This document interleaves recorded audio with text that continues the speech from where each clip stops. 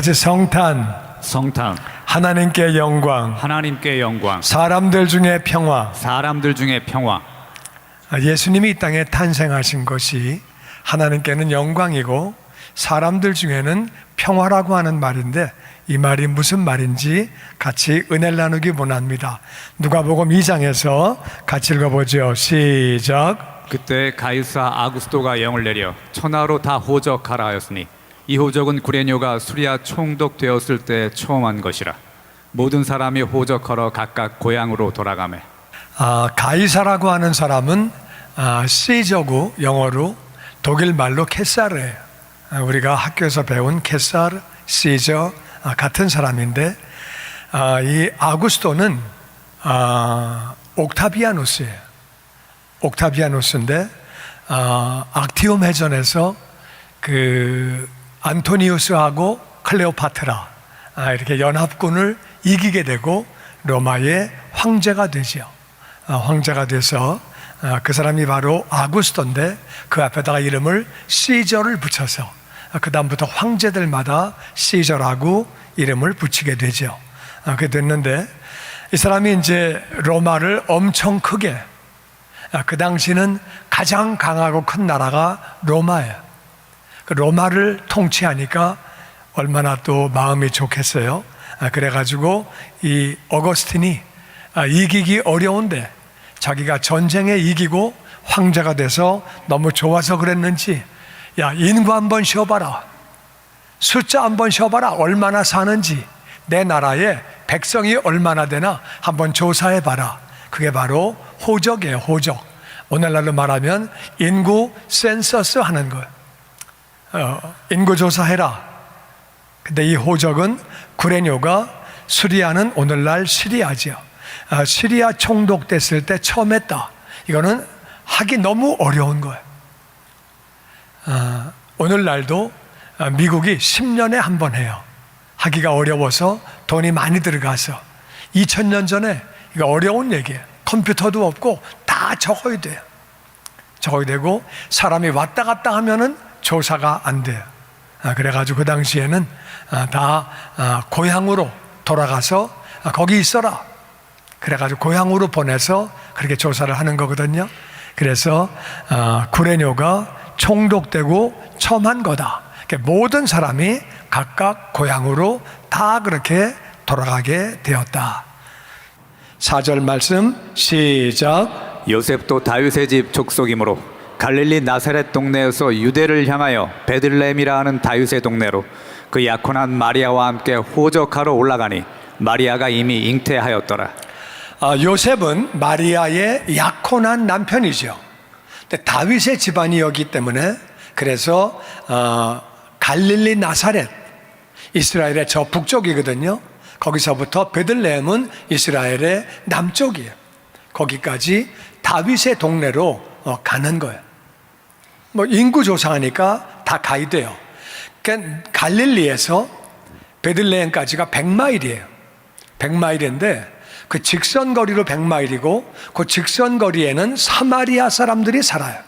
그러니까 사마리아하고 유대인들이 사이가 안 좋아서 서로 안 다녀요. 그러니까 삥 돌아가야 돼요.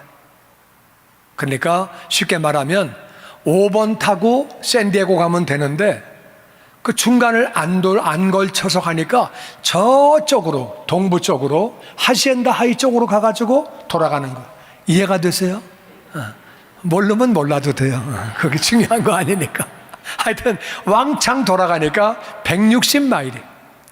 160마일을 임신한 여자가 걸어가려고 그러는데 애 낳을 때가 됐거든요.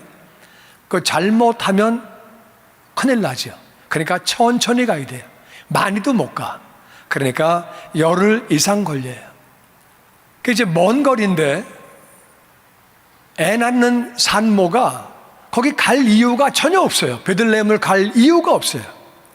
근데 그 베들레헴까지 인구조사 황제가 하라고 그러니까 안 하면 큰일 나죠. 그래서 그걸 하려고 마리아는 이미 성령으로 잉태되어서 그렇게 임신 중이었는데 그렇게 해서 베들레헴을 가게 됐다는 거예요. 그래서 놀라운 것은, 그래서 하나님 말씀이 이루어지는 거예요. 아멘. 메시아가 오는데 베들레헴에서 탄생한다. 근데 메시아를 임신하고 있는 여자는 베들레헴 갈 일이 없어. 거길 왜 가? 그 먼 거리를 애 낳는 여자가 안 가요. 근데 황제가 인구조사해. 그러니까 가야 되는 거야, 할 수 없이. 그러니까 가게 된 거예요. 이해가 되십니까? 아멘. 미가서 5장 2절 같이 읽어보죠. 시작. 베들레헴 에브라다야, 너는 유다 족속 중에 작을지라도 이스라엘을 다스릴 자가 네게에서 네게로 나올 것이라. 그의 근본은 상고에 영원에 있느니라. 예수님 오시기 전에 예수님에 대한 예언이 있는데 베들레헴 에브라다야. 에브라다는 카운이고 베들레헴은 실이에요. 근데 조그만 도시예요. 그러니까 동네예요. 너는 유다 족속 가운데 작은 동네다. 그런데 이스라엘을 다스리는 자가 내게서 나온다. 이스라엘의 왕이 나온다. 근데 그분이 어떤 분이냐? 그의 근본은, 그분의 원래 출생이, 원래 근본이 상고. 상고란 말은 옛날 고려적, 뭐 농고, 상고, 뭐 이렇게 뭐 이런 고등학교가 아니고 뭐 이렇게 기술고등학교 이런 게 아니고, 상고는 옛날 고려적 정도가 아니라 영원이란 말은 하나님이라 그 말이에요. 그분은 영원 전부터 계신 분이다. 할렐루야. 아멘. 이렇게 예언이 돼 있기 때문에 메시아는 반드시 베들레헴에서 탄생해야 돼요. 베들레헴에서 탄생을 안 하면 메시아가 아니에요. 그래서 성경에는 메시아가 오시면 이런 일들을 한다, 어떤 분이라고 하는 것을 이미 구약에 다 예언해 놨어요. 그러니까 이 예언들이 다 이루어져야 메시아라 그 말이에요. 그러니까 예수님에 대한 예언이 구약에 300개가 넘어요. 그러니까 구약에는 300개가 넘는 예수님에 대한 예언이 있다 그 말이에요. 그 예언 중에 하나가 어떤 거냐? 그게 예수님은 처녀의 몸에서 태어난다. 그 자막이 있을 텐데요. 처녀의 몸에서 태어난다. 그 예언이 다 있는 거예요. 처녀가 어떻게 애를 낳아요? 우리말에 그런 말이 있죠. 처녀가 애를 낳아도 할 말이 있다고. 그거는 이거하고 다른 얘기예요. 처녀는 애를 못 낳아. 그런데 하나님의 능력으로 임신하게 됐어요. 할렐루야. 아멘. 그 남자를 알지 못하는데 임신했다 그 말이에요. 그리고 베들레헴에서 탄생하는데 애가 태어날 때 엄청난 학살이 있을 거다. 예언됐어요. 예언된 그대로 헤롯이 왕이 태어났다고 하니까 그 동네에 있는 어린애들을 다 죽여버렸어요. 그래서 학살 사건이 있었어요. 그래서 애굽으로 피하게 되죠. 애굽으로 피하게 되는데 메시아가 애굽에서 나올 거다. 베들레헴에서 탄생한 사람이 어떻게 애굽에서 나옵니까? 말도 안 되지. 죽이려고 하니까 애굽으로 피한 거예요. 그래서 그 죽이려고 하던 헤롯 왕이 죽었다. 그 소식을 듣고 애굽에서 나온다고 하는 예언이 있게 되지요. 그리고 나사렛에서 자라게 된다. 그 요셉도 마리아도 다 나사렛 사람이에요. 당연히 거기 가서 자라게 되는 거죠. 그 예수님은 나사렛에서 자라신 거죠. 그리고 30이 됐을 때 공생애를 사실 때의 사역은 이렇게 시작한다. 제자들을 이렇게 부르고 이렇게 설교하고 이런 기적을 나타내고, 그래서 이런 일을 하고 저런 일을 하고, 그런 일들이 사역이 엄청나게 많이 다 기록이 되어 있다 그 말이야. 이런 일들을 하실 거다.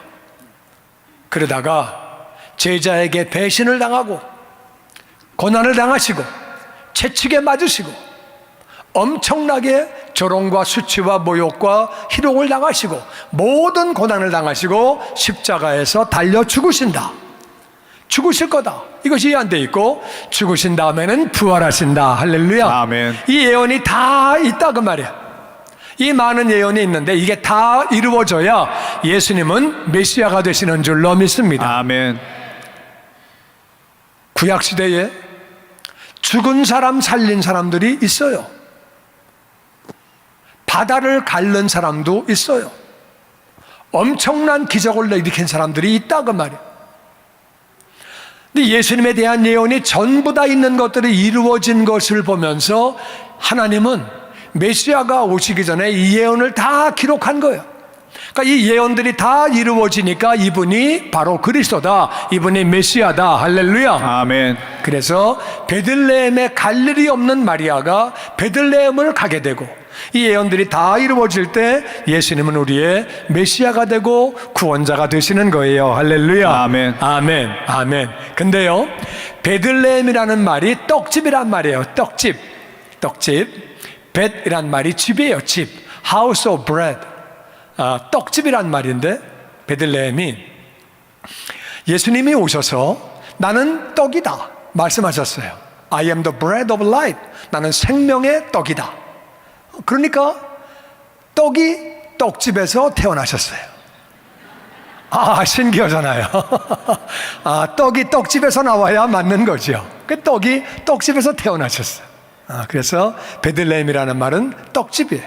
그래서 이렇게 태어나셨는데, 6절 말씀 같이 보죠. 시작. 거기 있을 그때 해산할 날이 차서 첫 아들을 낳아 강보로 싸서 그 위에 누웠으니 이는 여관에 있을 곳이 없음이로라. 그 이제 마침 갔는데 거기 다윗이 부인이 많아요. 알죠? 부인이 많고 아들도 많아. 근데 아들들이 다 왕자야. 그러니까 그것들도 또 부인이 많겠죠? 그러니까 손자가 얼마나 많겠어. 그것들이 애들을 막 계속 낳아가지고 다윗의 동네는 사람이 어마어마하게 오는 거예요. 다윗이 뭐 얼마나 후손이 많아. 그러니까 잘 데가 없는 거예요. 그 조그만 동네에 그 많은 사람이 몰리니까, 그래가지고 엄청 많이 몰렸어요. 근데 이제 마리아가 사람은 많이 몰리고 시간은 걸리고, 그래가지고 시간 걸리고, 그래서 거기 있다가 애를 낳는 날이 됐다. 이제 애를 낳게 됐는데, 아들을 낳아서, 첫 아들이란 말은 예수님은 남자를 알지 못하고 낳은 아들이고, 그 다음부터는 요셉하고 둘이 또 애를 낳아서 예수님은 동생이 있어요. 동생이 있는데, 첫 아들을 낳아서 강보는 포대기예요. 포대기에 씌워가지고 구유에 뉘었다 그 말이에요. 구유는 뭐냐면은요, 외양간에 있는 여물통을 그걸 구유라 그래요. 구유라 그러는데, 방이 없어가지고 그래가지고 애를 낳는데, 외양간이 굉장히 더러워요. 외양간이 지금은 뭐 그래도 조금 많이 깨끗해졌는데 50년 전만 해도 외양간이 진짜 더러워요. 소오줌, 소똥, 그냥 뭐 엉망진창이고 너무 더럽고, 이 구유통도 이거 더러워요. 사실은 구유통 안 씻어요. 밥그릇을 안 씻어가지고 1년, 2년이고 그냥 계속 거기다가 그렇게 밥을 주는 거예요. 그러니까 막 얼마나 더러워. 벌레들 왔다 갔다 하고 잘 더럽거든요. 근데 이제 애를 낳는데 산모가 그래도 애를 깨끗한 데 두고 싶잖아요. 외양간에서. 어떤 엄마나가 다 똑같죠. 근데 외양간에 다 더러우니까, 깨끗한 데가 그나마 여물통밖에 없으니까 구유에다가 포대기를 싸가지고 거기다가 뉘었대는 거예요. 거기도 더럽고 냄새나지. 그러니까 하나님이신 예수님이 이 땅에 오실 때 이렇게 오셨어요. 중요한 건 그 어머니 마리아와 그 남편 요셉이 가난해가지고 방을 구하지 못한 거예요. 아무리 사람이 많아도, 돈만 많이 있으면 사람 꽉 찼어도 그 문 앞에 서가지고 2배, 3배, 4배, 그럼 방 비어요. 한번 해봐요, 그거. 그러면 방 비어. 그럼 뭐 애 낳는데 4배 주고 방 빼이지 어떻게 해. 애를 어디서 낳아. 근데 그 돈이 없는 거야. 그래가지고 하여튼 가난하게 예수님은 태어나시기를 가난한 집에 태어나셨어요. 사시기를 가난하게 사셨어요. 공생애 때도 가난하셔가지고 주무실 데가 없었어요. 성경에 그렇게 나와요. 주무실 데가 없는 거를 오늘날 단어로 노숙자라 그래요. 주무실 데가 없었어요. 그래가지고 제자의 처갓집 가 살았어요. 자기 처갓집 살기도 쉬운 일이 아니에요. 무슨 말인지 모르겠거든. 가서 한번 살아봐요. 어려워. 제자의 처갓집은 그 진짜 힘든 거예요. 그나마 예수님이 그 장모 병을 고치셨기 때문에 그 집 가 계신 거지. 제자의 처갓집 가서 얼마나 살기 어려우셨겠어요. 예수님은 그 성전세, 주민세 조금 내는 거거든요. 그 내실 돈이 없어가지고 못 내셨어요. 조금 내는 세금도 없어가지고. 그러니까는 그 세무 담당자가 예수님께 얘기 못하고 예수님이 기적을 나타내니까 베드로한테 야, 네 선생님 세금 안 내냐? 제 베드로가 자존심이 상해가지고 선생님 세금 안 내냐요. 가서 물고기 한 마리 잡아. 그 입에 동전 한 입 있을 거야. 갖다 내고 와라. 네 거 내 거. 그래가지고 정말 고기를 잡았더니 그 입 안에 동전이 하나 있는 거예요. 빼가지고 베드로 거 예수님 거 갖다 냈어요. 돌아가실 때 무덤이 없었어요. 이스라엘 사람들은 죽을 때 무덤 다 있어요. 예수님은 없었어요. 남기신 유산도 아무것도 없어요. 가난하셨어요. 왜 가난하셨느냐? 너희가 예수 그리스도의 은혜를 알거니와 부요하신 분으로서 가난하게 되신 것은 너희를 부요하게 하려 하심이니라. 아멘. 아멘. 예수님이 대신 죽으신 걸 믿으면 구원받는 것이고, 아멘. 대신 가난하신 것을 믿을 때에 가난이 떠나가고 부요함이 임하는 줄로 믿습니다. 아멘. 대신 아프신 것을 믿을 때에 병이 떠나가고 약한 것이 떠나가고 강해지는 줄로 믿습니다. 아멘. 아멘. 아멘. 대신 가난하셨어요. 가난한 집에 태어나셨어요. 예수님이 부잣집 택해서 오실 수 있어요. 하나님은 전능하신 분이에요. 그런데 가난한 집에서 그렇게 태어나시게 됐어요. 8절 말씀 시작. 그 지역 목자들이 밤에 밖에서 자기 양떼를 지키더니 주의 사자가 곁에 서고 주의 영광이 두루 비춤에 크게 무서워하는지라. 천사가 이르되 무서워하지 말라. 내가 온 백성에게 미칠 큰 기쁨의 좋은 소식을 너희에게 전하노라. 아멘.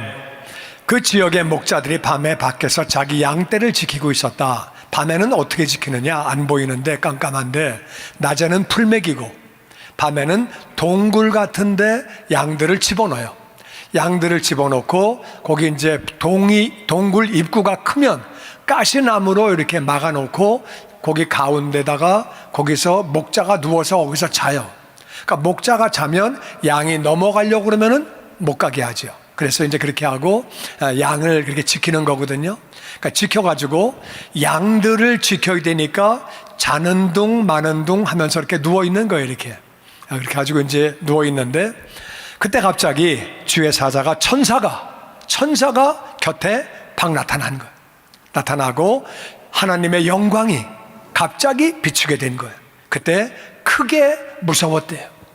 천사를 봐도 사람은 무서워요. 하나님의 영광을 보면 사람은 무서워요. 크게 무서워요. 왜? 죄인이니까.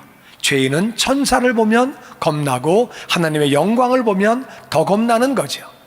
그때 천사가 말합니다. 무서워하지 말아라. 다시 내가 온 백성에게 미칠 큰 기쁨에 좋은 소식을 너에게 전한다고 말합니다. 아멘. 천사가 한 말이 뭐예요?